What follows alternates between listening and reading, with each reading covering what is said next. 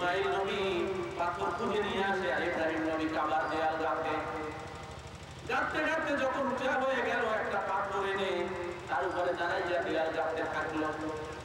ওই ইব্রাহিম আলাইহিস সালাতু ওয়াস সালাম যখন পাথরের উপরে দাঁড়াইলেন, শক্ত পাথর, আল্লাহ বললেন আমার নবী ইব্রাহিমের জন্য পাথর এমন নরম হইয়া যাও যেন আমার নবীর কষ্ট না হয়। সুবহানাল্লাহ। পাও কাটা নেমে গেল। আজ পর্যন্ত কাবা ঘরের পাশে মাকামে ইব্রাহিমের মধ্যে ওই ইব্রাহিম নবীর পায়ের ছাপটা এখনো আছে। সাধারণ পায়ের চাইতে একটু বড় তৃতীয় আঙ্গুলের ছাপ আছে, সব ছাপ আছে। ডান পায়ের ছাপটা এখনো ওখানে আছে। ওরে ওখানে যত হাজার হাজার লক্ষ লক্ষ লক্ষ লক্ষ ভাবিরা আছে, ওরে কেউ কিন্তু অস্বীকার করে না ওটা ইব্রাহিমের পা নয়, কথা কিন্তু অস্বীকার করে না।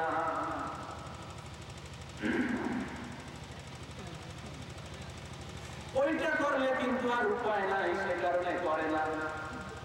যেখানে সুযোগ পায় সেখানে কিন্তু ছাড়ে না। এই যে হযরত হজ করে আসছেন মসজিদে জুলকেবলা লাইন, কয়েক বছর আগে আমি যখন গেলাম তখন দেখলাম নবীজি যেখানে দাঁড়িয়ে নামাজ পড়েছেন একদিকে, আবার আল্লাহর নির্দেশে নামাজ পড়েছেন আর একদিকে। ওই জায়গাটাকে তারা ঘেরাও করে রেখেছিল টেবিল বেঞ্চ দিয়া, এবং ওখানে যারা যাইতো তাদেরকে ক্যাসেট বই পুস্তক দিত।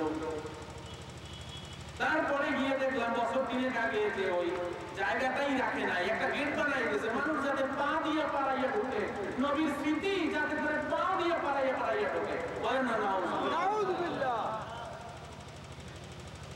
চিহ্ন যাতে না থাকে।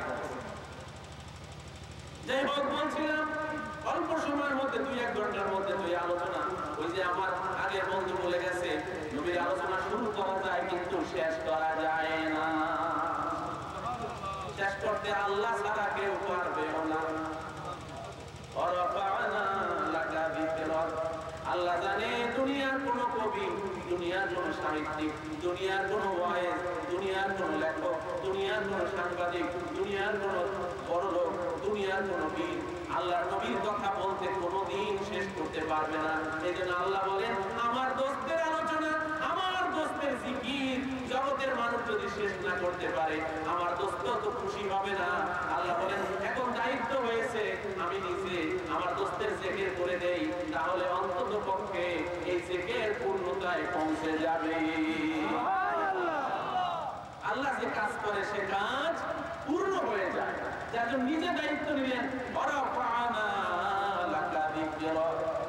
বহু নবীরা আল্লাহর কাছে বলেছে আল্লাহ গো আমাদের নামটা যেন পরবর্তী লোকেরা জানে। কোরআনে খুঁজে পাবেন 24 কি 25 জন নবীর নাম পাবেন। হাদিসে আসছে 1,00,000 কি 2,24,000 নবী ছিলেন, সকলের নাম পাবেন। তার মধ্যেও আবার 25 জনের মধ্যে আবার 2-3 জনের নাম বেশি আসছে। ঈসা নবীর নাম, মুসা নবীর নাম, ইব্রাহিম নবীর নাম একটু বেশি এসেছে কোরআন শরীফের মধ্যে। এই নবীদের আফসোস ছিল যে আমাদের নামটা যেন মানুষ জানে, মানুষ জানে। ইব্রাহিম নবী তো দোয়াই করছিলেন আল্লাহর কাছে, হে আল্লাহ তুমি আখিরি জামানায় শেষ পর্যন্ত তুমি আমার নামটা একটু সাল্লাই তো মানুষ যাতে জানে। আল্লাহর কাছে দোয়া করতেছে কেন? আল্লাহ বলে এত কান্দা লাগবে না, তুমি তো আমার দোস্ত, ঠিক আছে তোমার নাম যাতে পরবর্তী যুগে জানে লোকেরা সে ব্যবস্থা আমি করব। এই জন্য আল্লাহ বানাই দিলেন মিল্লাতা আবিকুম ইব্রাহিম, জগৎবাসী যেন জানে তাদের আদি পিতা, তাদের জাতি পিতা ছিলেন হযরত ইব্রাহিম আলাইহিস সালাতু ওয়াস সালাম। আর নবী কোনো মুনাজাতই করে না আল্লাহর কাছে, কিছু বলেও না। আল্লাহ বলেন দোস্ত আপনার বলা লাগবে না, বরং জগতের শুরুতে আপনার নাম আর জগতের শেষ এবং শেষের পরেও আপনার নাম আমি সর্বোচ্চ মার্গে পৌঁছে দিয়েছি। বলেন সুবহানাল্লাহ। ইব্রাহিম নবী দোয়া করে ও আমার আল্লাহ গো আপনার আজ বেহেশতের কথা শুনে বড় লোভ হয়, এর মধ্যে সবচেয়ে বেশি নেয়ামত আছে জান্নাতুল নাঈমের মধ্যে। খোদা গো তুমি আমাকে ওয়ারাসাতে জান্নাতে নাঈম, জান্নাতে নাঈমে তুমি আমাকে একটু জায়গা দিও। কে দোয়া করে? ইব্রাহিম নবী দোয়া করে। আল্লাহ বলে নবী রে ও আমার নবী দোস্ত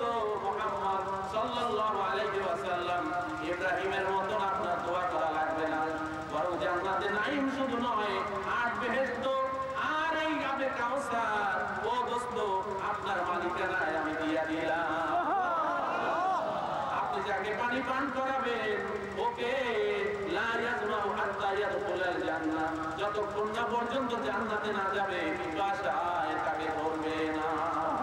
আরো জেনে রাখেন, আপনি যতক্ষণ না পর্যন্ত জান্নাতের দরওয়াজায় না যাবেন, কোন নবী রাসূল হাজী গাজী কোন মানুষকে আমি জান্নাতে প্রবেশ করব।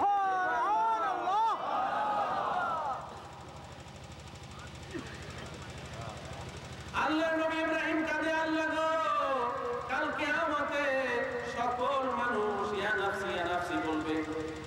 ওই দিন কত ইজ্জতি মানুষ বেইজ্জতি হইবে। আল্লাহ তুমি আমাকে লা তুখজিনি ইয়াউমা ইউবাসুন, কিয়ামতের ময়দানে তুমি আমাকে কিন্তু বেইজ্জতি করবা না। কেন কেন দোয়া করে কে দোয়া করে? আর আমার নবীর শানে আল্লাহ বলে দেয়, ইয়াউমা লা ইউখজিল্লাহুন নাবিয়্যা ওয়াল্লাযীনা আমানু মা'আ। ও আমার দোস্ত, আপনার দোয়া করা লাগবে না। আপনি শুধু নয়, আপনার সঙ্গে যারা থাকবে কিয়ামতের ময়দানে তাদের কোনো চিন্তা করতে হবে না। ও আমার দোস্ত, ইব্রাহিম নবী আল্লাহর দরবারে দোয়া করে, আল্লাহ গো, আমি একটা ভুল করছিলাম। আমি ফিরআউনের কাফেরের ভয়তে আমার স্ত্রীকে একটা সাথে নিয়ে যখন সীমানা পার হইতেছি, তখন স্ত্রী না বললে আমার বোন ছিলাম, আসলে তার দুঃসম্পর্কিত বোন হইতেন, মিথ্যা নবী বলে দেয়। তারপরেও মনে একটা আবেগ যে জীবনে এই একটা কিন্তু ভুল আল্লাহ করেছি, তুমি আমার গুনাহটা মাফ করে দিও। এই সারা জীবন পর্যন্ত বৃদ্ধ বয়সে দাড়ি মোবারক ভিজে ভিতরে ইব্রাহিম আলাইহিস সালাম কাঁদতে আল্লাহ ডাক দিয়া বলে, ও ইব্রাহিম এত কাঁদছো কেন? বলে কাঁদছি তো এই জন্য, আইয়া গফিরালি খাতিয়াতি ইয়াউমা ইউবাসুন। আল্লাহ গো, আমার গুনাহটা তুমি কিন্তু একটু মাফ করে দিও। কিয়ামতের ময়দানে কোটি কোটি মানুষের সামনে আমার ওই গুনাহের কথা তুমি কিন্তু উঠাইও না। আল্লাহ ঠিক আছে, দেখা যাবে কি করা যায়। তুমি কেঁদো না, তুমি আমার দোস্ত থামো। আর আমার নবী কোনো মুনাজাত করে না, আল্লাহ নিজেই বলে দেয়, ইয়াগফির লাকাল্লাহু মা তাকাদ্দামা মিন যামবিকা ওয়া মা তাআখারা ওয়া ইউতিম্মা নি'মাতাহু আলাইকা ওয়া ইয়াহদিকা সিরাতাম মুস্তাকিমা ওয়া ইয়ানসুরাকাল্লাহু নাসরান আজিজা।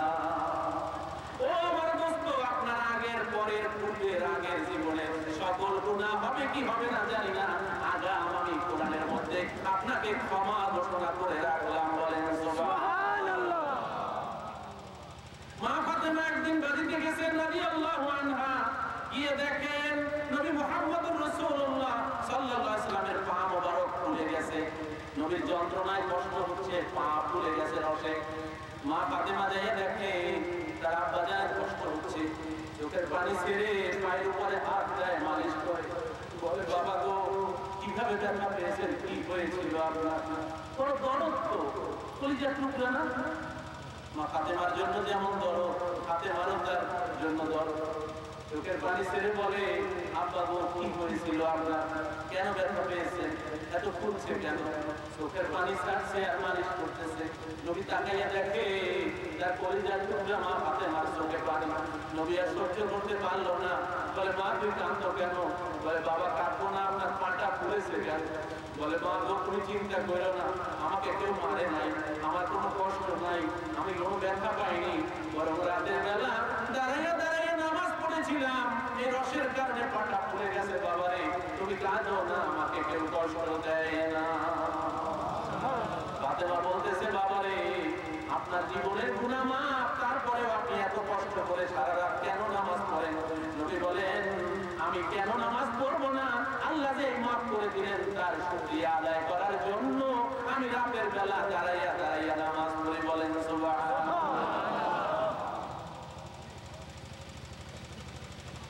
দোস্তরে, পাঁচ ওয়াক্ত নামাজই তো পড়ো না, তাহাজ্জুদ পড়তে বললে বলে যে দরকার নাই, এটা ফরজ না।